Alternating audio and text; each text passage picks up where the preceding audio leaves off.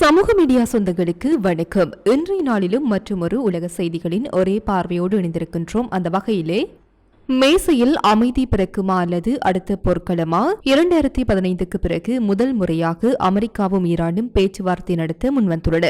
ஆனால் ஒருவரை ஒருவர் பார்க்க விரும்பாததால் தனித்தனி அறைகளில் அமர்ந்து பாகிஸ்தான் அதிகாரிகள் மூலம் தகவல்களை பரிமாற தயாராகியுள்ளனர். ஒருபுறம் அமைதி பேச்சு, மறுபுறம் லெபனானில் குண்டுமலை. பாகிஸ்தான் பிரதமர் மற்றும் சீனாவின் மறைமுக ஆதரவுடன் இஸ்லாமாபாத்தில் பேச்சுவார்த்தை தொடங்க ஈரானியர்கள் எங்களை ஏமாற்ற நினைத்தால் அதன் விளைவுகள் மிக கடுமையாக இருக்கும் என ஜேடி வான்ஸ் மார்த்தட்டியுள்ளார். மறுபுறம் ஈரானின் தஸ்னீம் செய்தி நிறுவனம் வாக்குறுதிகளை மீறுவதில் அமெரிக்கா கில்லாடி அவர்களை எப்படி நம்புவது என வினவியுள்ளது. இஸ்லாமாபாத்தில் அமைதி பேசப்படும் இதே வேளையில் தெற்கு லெபனானில் டூல் மற்றும் ஜெப்சிட் நகரங்கள் மீது இஸ்ரேல் சரமாரி குண்டுவீச்சு நடத்தியுள்ளது.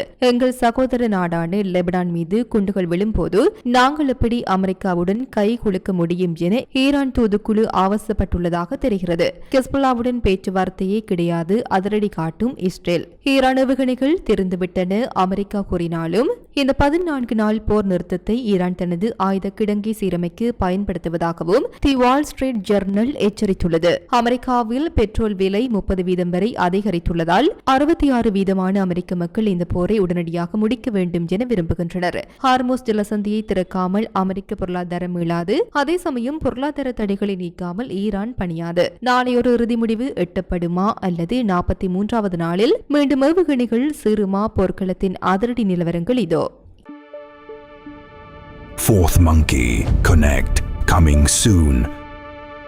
அமெரிக்கா மற்றும் ஈரான் இடையிலான அமைதி பேச்சுவார்த்தை பாகிஸ்தானில் தொடங்கவுள்ள நிலையில் இரு நாடுகளுக்கும் இடையே கடும் வார்த்தை போர் வெடித்துள்ளது. நம்பிக்கை வேண்டாம் என ஈரான் தரப்பு கூற எங்களை ஏமாற்ற நினைக்காதீர்கள் என அமெரிக்கா பதிலடி கொடுத்துள்ளது. பேச்சுவார்த்தைக்கு செல்லும் அதிகாரிகள் குறித்து முரண்பட்ட தகவல்கள் வெளியாகின்றன.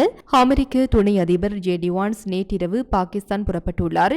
ஈரானியர்கள் நல்லெண்ணத்துடன் வந்தால் உதவிக்கரம் நீட்ட தயார், ஆனால் ஏமாற்ற முயன்றால் விளைவுகள் கடுமையாக இருக்கும் என அவர் எச்சரித்துள்ளார். ஈரான் நாடாளுமன்ற சபாநாயகர் முகமது பாகர் காலிபாப் மற்றும் வெளியுறவு அமைச்சர் முகமது ஜாவத் சரீப் தலைமையிலான குழு பாகிஸ்தான் வந்துவிட்டதாக ஒருபுறம் தகவல் வந்தாலும் ஈரானின் தஸ்னீம் செய்தி நிறுவனம் அவர்கள் இன்னும் கிளம்பவே இல்லை என தெரிவிப்பது பெரும் குழப்பத்தை ஏற்படுத்தியுள்ளது. பேச்சுவார்த்தை குறித்து ஈரானிய தரப்பு மிக எச்சரிக்கையான நிலைப்பாட்டை கொண்டுள்ளது. அமெரிக்காவின் வாக்குறுதிகளை ஈரான் முழுமையாக நம்ப தயாராக இல்லை. லெபனானில் இஸ்ரேல் நடத்திய தாக்குதலுக்கு பிறகு அமெரிக்காவுடன் அமர்ந்து பேசுவது ஈரானிய ராணுவத்தின் ஒரு பிரிவினருக்கு பிடிக்கவில்லை என தெரிகிறது. கடந்த வாரம் எட்டப்பட்ட தற்காலிக போர் நிறுத்தம் எந்த நேரத்திலும் முறியும் நிலையில் உள்ளது. அதிபர் டொனால்ட் ட்ரம்ப் வகுத்துள்ள தெளிவான வரையறைகளை ஈரான் ஏற்குமா அல்லது ஹார்மோஸ் ஜலசந்தியை வைத்து மீண்டும் அழுத்தம் கொடுக்குமா என்பதுதான் இன்றைய $1 மில்லியன் கேள்வி. யாழ்ப்பாணத்தில் அதிஉயர்ந்த மற்றும் நவீன வசதிகளுடனான டில்கோ ப்ளூ ஓஷன் நிறுவனத்தின் மூலம் வழங்கும் யாழ் ராயல் பேலஸ். பலத்த பாதுகாப்பு கெடுபிடிகளுக்கு மத்தியில் அமெரிக்கா மற்றும் ஈரான் இடையிலான மிக முக்கியமான பேச்சுவார்த்தை இஸ்லாமாபாத்தில் தொடங்கியுள்ளது. 2015 அணுசக்தி ஒப்பந்தத்திற்கு பிறகு இரு நாடுகளும் இவ்வளவு நெருக்கமாக அமர்ந்து பேசுவது இது முதல் முறை என்றாலும் நேரடி சந்திப்பை தவிர்த்து பாகிஸ்தான் அதிகாரிகள் மூலமே தகவல்கள் பரிமாறப்பட்டு வருகின்றன. பாகிஸ்தான் வெறும் இடமாக மட்டுமல்லாமல் ஒரு பலமான மத்தியஸ்தராக உருவெடுத்துள்ளது. சீனாவின் வெளியுறவு அமைச்சர் வாங் ஜியின் மறைமுக ஆதரவுடன் பாகிஸ்தான் பிரதமர் ஷபாஸ் ஷெரீப் இந்த அமைதி பேச்சுவார்த்தையை முன்னெடுத்துள்ளார். சவுதி அரேபியா மற்றும் சீனா ஆகிய இரு நாடுகளின் நம்பிக்கையை பெற்ற நாடாக பாகிஸ்தான் இந்த சிக்கலான ராஜதந்திர பணியை செய்கிறது. இருதரப்பும் விட்டுக் கொடுக்காத பிடிவாதத்தில் உள்ளன. வாஷிங்டன் நிபந்தனை ஈரானின் அணுசக்தி திட்டத்திற்கு முட்டுக்கட்டை போட வேண்டும் மற்றும் முடங்கியுள்ள எண்ணெய் வழித்தடங்களை உடனடியாக திறக்க வேண்டும். தெஹ்ரான் நிபந்தனை ஈரான் மீதான பொருளாதார தடைகளை முழுமையாக நீக்க வேண்டும். லெபனானில் இஸ்ரேல் நடத்தி வரும் தாக்குதல்களை அமெரிக்கா தடுத்து நிறுத்த வேண்டும். பேச்சுவார்த்தை நடைபெறும் சூழல் மிகுந்த பதற்றத்துடன் காணப்படுகிறது. பேச்சுவார்த்தை நடக்கும் இடமாக கருதப்படும் செரீனா ஹோட்டல் முழுமையாக காலி செய்யப்பட்டு ராணுவ கட்டுப்பாட்டுக்குள் கொண்டு வரப்பட்டுள்ளது. அமெரிக்கா குழுவிற்கு ஜேடி வான்ஸ் மற்றும் ஜாரெட் குஷ்னர் தலைமை தாங்குகின்றனர்.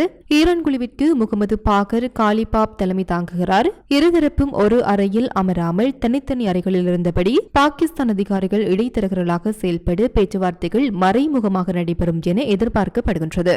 அமெரிக்கா மற்றும் ஈரான் இடையிலான 14 நாள் போர் நிறுத்த ஒப்பந்தம் தற்போது மிகப்பெரிய ராஜதந்திர சிக்கலில் சிக்கியுள்ளது. ஹிஸ்புல்லாவுடன் எந்தவிதமான போர் நிறுத்தம் குறித்தும் விவாதிக்கப் போவதில்லை என இஸ்ரேல் அரசு இன்று திட்டவட்டமாக அறிவித்துள்ளது. அமெரிக்க அமெரிக்கா மற்றும் ஈரானுக்கு இடையே ஏற்பட்டுள்ள போர் நிறுத்தமானது இஸ்ரேலுக்கும் ஹெஸ்புல்லாவுக்கும் இடையிலான மோதலை கட்டுப்படுத்தாது என இஸ்ரேல் மீண்டும் தெளிவுபடுத்தியுள்ளது. எங்கள் எல்லையின் பாதுகாப்பு உறுதி செய்யப்படும் வரை லெபனான் மீதான தாக்குதல் தொடரும். ஹிஸ்புல்லா ஒரு பயங்கரவாத அமைப்பு, அவர்களுடன் பேச எதுவும் இல்லை என இஸ்ரேலிய தரப்பு கூறியுள்ளது. இஸ்லாமாபாத் பேச்சுவார்த்தையில் லெபனானில் போர் நிறுத்தம் என்பதையே தனது முதல் நிபந்தனையாக ஈரான் முன்வைத்துள்ளது. ஆனால் இஸ்ரேலின் இந்த அறிவிப்பு ஈரானின் நிபந்தனையை ஆரம்பத்திலேயே கிள்ளியறிந்துள்ளது. இஸ்லாமாபாத்தில் தூதுக்குழுக்களுக்கு இடையே சமரசம் செய்ய போராடி வரும் பாகிஸ்தான் பிரதமர் ஷெபாஸ் ஷெரீப் இந்த பேச்சுவார்த்தையை செய்யலது செத்துமடி என்று விவரித்துள்ளார். இந்த பேச்சுவார்த்தை தோல்வியடைந்தால் மத்திய கிழக்கு முழுவதும் ஒரு மகா யுத்தத்தை தவிர்க்க முடியாது என அவர் எச்சரித்துள்ளார். ஈரான் தனது எதிர்ப்பு மனநிலையை மீண்டும் ஒரு முறை வெளிப்படுத்தியுள்ளது. சமீபத்தில் ஈரானிய பள்ளி மீது நடத்தப்பட்ட தாக்குதலுக்கு பழி வாங்கும் விதமாக தனது நவீன போர் விமானத்திற்கு மினாப் 168 என பெயரிட்டுள்ளது. இது இஸ்ரேல் மீதான ஈரானின் தீராத ஆத்திரத்தையே காட்டுகிறது. ஈரான் மீதான போர் தொடங்கி ஒரு மாதத்தை கடந்துள்ள நிலையில் அமெரிக்க பொதுமக்களின் ஆதரவு பெருமளவில் சரிந்துள்ளது. எரிசக்தி விலை உயர்வு மற்றும் பணவீக்கம் காரணமாக 2/3 பங்கு அமெரிக்கர்கள் இந்த போரை உடனடியாக முடிக்க வேண்டும் என விரும்புவதாக புதிய கருத்து கணிப்புகள் தெரிவிக்கின்றன. அமெரிக்க பொருளாதாரம் சந்தித்து வரும் சவால்களாக பிப்ரவரி 28 போர் தொடங்கியதிலிருந்து அமெரிக்காவின் பெட்ரோல் விலை 17% முதல் 30% வரை அதிகரித்துள்ளது. சில மாகாணங்களில் ஒரு கிலன் பெட்ரோல் $4 தாண்டியுள்ளது. எரிசக்தி செலவு அதிகரித்துள்ளதால் உணவு மற்றும் அத்தியாவசிய பொருட்களின் விலையும் உயர்ந்து பணவீக்கம் 3.3% என்ற நிலையை எட்டியுள்ளது. இது சாமானிய அமெரிக்க குடும்பங்களின் பட்ஜெட்டை தலைகீழாக மாற்றியுள்ளது. இஸ்லாமாபாத் பேச்சுவார்த்தைகளுக்கு தலைமை தாங்கும் அமெரிக்க துணை அதிபர் ஜெடி வான்ஸ் மீதான எதிர்பார்ப்பு அதிகரித்துள்ளது. ட்ரம்ப் நிர்வாகத்திற்குள்ளேயே இந்த போரை தொடங்குவதற்கு எதிராக மிகவும் தீவிரமாக குரல் கொடுத்தவர் ஜெடி வான்ஸ். போரை விரும்பாத ஒருவரே இப்போது பேச்சுவார்த்தைக்கு தலைமை தாங்குவதால் ஈரானிடமிருந்து ஒரு வலுவான போர் நிறுத்த ஒப்பந்தத்தை பெறுவதற்கு அவர் மீது மிகுந்த அழுத்தம் உள்ளது. வரவிருக்கும் இடைத்தரகர்களில் இந்த போரின் தாக்கம் எதிரொலிக்கும் என அஞ்சப்படுகிறது. போரை ஆதரிக்கும் மகா பிரிவினருக்கும் பொருளாதார பாதிப்பால் போரை எதிர்க்கும் மற்ற குடியரசுக் கட்சியினருக்கும் இடையே கருத்து வேறுபாடுகள் அதிகரித்துள்ளன. ஹார்முஸ் ஜலசந்தியை மீண்டும் திறப்பது என்பது அமெரிக்காவிற்கு ஒரு கௌரவ பிரச்சினை மட்டுமல்ல, அது ஒரு வாழ்வா சாவா போராட்டம் என அமெரிக்காவின் முன்னாள் அண்மை கிழக்கு விவகாரங்களுக்கான உதவி செயலாளர் பார்பரா லீப் எச்சரித்துள்ளார். ஈரானின் கட்டுப்பாட்டில் உள்ள இந்த நீர்வழி பாதை தற்போது அமெரிக்காவின் பொருளாதாரத்தை நிலைகுலை செய்யும் ஒரு வலி மிகுந்த ஆயுதமாக மாறியுள்ளது. அவர் தெரிவித்த அதிர்ச்சிகரமான தகவலின்படி அமெரிக்காவுடனான மோதல் நீடிப்பதால் ஈரான் முன்பை விட அதிக துணிச்சலான மற்றும் தீவிரவாத போக்கு கொண்டு நாடாக உருவெடுத்துள்ளது. ஹார்முஸ் ஜலசந்தியை மூடியதன் மூலம் ஈரானிடம் ஒரு பெரும் தடுப்பு சக்தி கிடைத்துள்ளது. இது அமெரிக்காவிற்கு தீர்க்க முடியாத ஒரு தலைவலியாக மாறியுள்ளது. ஜலசந்தியை முழுமையாக திறக்காமல் நிபந்தனைகளுடன் திறப்பது போன்ற எந்த ஒரு தற்காலிக நடவடிக்கையும் அமெரிக்காவின் உள்நாட்டு பொருளாதாரத்தில் பாரிய தாக்கத்தை ஏற்படுத்தும். ஏற்கனவே பணவீக்கத்தால் தவிர்க்கும் ட்ரம்ப் நிர்வாகத்திற்கு எண்ணெய் வரத்து சீராகாத வரை அரசியல் ரீதியாக எந்த ஒரு வெற்றியும் கிடைக்கப் போவதில்லை. நாம் ஹார்முஸ் ஜலசந்தியை திறந்தே ஆக வேண்டும், வேறு வழியில்லை என லீப் அழுத்தமாக கூறியுள்ளார். தங்களுக்கு சாதகமான முழுமையான உடன்படிக்கை கிடைக்கும் வரை இந்த துரும்பை ஈரான் அவ்வளவு எளிதில் விட்டுக் கொடுக்க போவதில்லை. பாகிஸ்தானில் அமெரிக்கா மற்றும் ஈரான் தூதுக்குழுக்கள் அமைதி குறித்து பேச தயாராகி வரும் அதே வேளையில் தெற்கு லெபனானில் இஸ்ரேல் தனது வான்வழி தாக்குதல்களை தீவிரப்படுத்தியுள்ளது.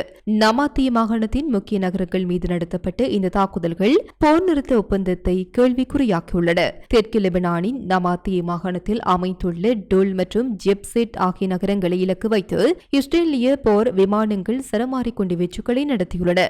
மக்கள் குடியிருப்பு மற்றும் சில முக்கிய உள்கட்டமைப்புகளை இலக்கு வைத்து இந்த தாக்குதல்கள் நடத்தப்பட்டதாக தகவல்கள் தெரிவிக்கின்றன. குண்டுவெடிப்பின் அதிர்வுகள் நமாத்திய மாகாணம் முழுவதும் உணரப்பட்டதோடு அப்பகுதி முழுவதும் கரும்புகை சூழ்ந்துள்ளதாக கள தகவல்கள் தெரிவிக்கின்றன. இந்த தாக்குதல்கள் குறித்து இஸ்ரேலிய ராணுவம் இதுவரை அதிகாரப்பூர்வமான அறிவிப்பு எதையும் வெளியிடவில்லை. இஸ்லாமாபாத்தில் ஈரான் தூதுக்குழு முன்வைத்துள்ள லெபனானின் போர் நிறுத்தம் என்ற நிபந்தனைகளுக்கு இது முரணாக அமைந்துள்ளது. எங்கள் சகோதர நாடான லெபனான் மீது குண்டுகள் விழுந்து கொண்டிருக்கும் போது நாங்கள் அமெரிக்காவுடன் எப்படி கைகுலுக்க முடியும் என ஈரானிய தரப்பு அதிருப்தி வெளியிட்டிருப்பதாக தெரிகிறது. ஈரான் மீதான போரில் அமெரிக்கா முடிவான வெற்றியை அடைந்துவிட்டதாக பாதுகாப்பு செயலர் பீட் ஹெக்ஸெத் அறிவித்த சில நாட்களில் அதற்கு நேர்மாறான அதிர்ச்சியூட்டும் தகவலை அமெரிக்க உளவுத்துறை வெளியிட்டுள்ளது. ஈரானின் ராணுவ பலம் முற்றாக அளிக்கப்படவில்லை என்றும் அந்த நாடு இன்னும் ஆயிரக்கணக்கான ஏவுகணைகளை தன்வசம் வைத்துள்ளதாகவும் தி வால் ஸ்ட்ரீட் ஜெர்னல் வெளியிட்டுள்ள அறிக்கை உலகரங்கில் பெரும் விவாதத்தை கிளப்பியுள்ளது. அமெரிக்க பாதுகாப்பு செயலர் பீட் ஹெக்ஸெத் ஈரான் போர் நிறுத்தத்திற்கு கெஞ்சியது அவர்களின் ஏவுகணைகள் தீர்ந்துவிட்டன என கூறியிருந்தார். ஆனால் உளவுத்துறை அறிக்கையோ வேறு உண்மையை சொல்கிறது. ஈரானிடம் இன்னும் ஆயிரக்கணக்கான குறுகிய மற்றும் நடுத்தர தூர பாலிஸ்டிக் ஏவுகணைகள் கையிருப்பில் உள்ளன. குண்டு வீச்சில் பாதிக்கப்பட்டதாக கருதப்படும் ஏவுதளங்களில் 50% அதிகமானவற்றை ஈரான் மிக விரைவாக மீண்டும் செயல்படுத்தும் திறன் கொண்டது. பல ஏவுகணைகள் நிலத்தடி சேமிப்பு தளங்களில் பாதுகாப்பாக இருப்பதாகவும் அவற்றை மீட்கும் பணிகளில் ஈரான் ஈடுபட்டுள்ளதாகவும் அந்த அறிக்கை எச்சரிக்கிறது. தற்போதைய 14 நாள் போர் நிறுத்தத்தை ஈரான் தனது ஆயுத கிடங்கை மீண்டும் கட்டமைக்க பயன்படுத்தக்கூடும் என அமெரிக்க அதிகாரிகள் அச்சம் தெரிவிக்கின்றனர். ஈரான் தனது 80% வான் பாதுகாப்பு அமைப்புகளையும் 90% கடற்படையையும் இழந்துவிட்டதாக ஜெனரல் டான் கெயின் கூறினாலும் எஞ்சியிருக்கும் கிரூஸ் ஏவுகணைகள் மற்றும் ட்ரோன்கள் இன்னும் அச்சுறுத்தலாகவே உள்ளன.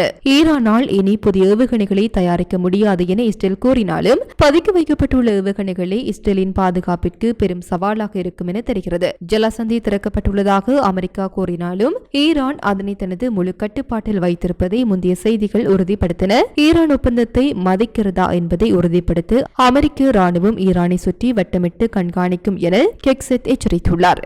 இத்துடன் குறித்த காணொலி நிறைவு பெறுகின்றது. இது தொடர்பிலான கருத்துக்களை கமெண்ட் வாயிலாக தெரிவிக்கலாம். இது போன்ற பல செய்திகளை தெரிந்து கொள்ள நம்முடைய சமூக மீடியா யூடியூப் சேனலை சப்ஸ்கிரைப் செய்து அருகிலுள்ள பெல் பட்டனை கிளிக் செய்யுங்கள். மேலும் செய்திகளை உடனுக்குடன் தெரிந்து கொள்ள சமூகமீடியா.com என்ற இணையதளத்தின் வாயிலாக எங்களுடன் இணைந்திருங்கள்.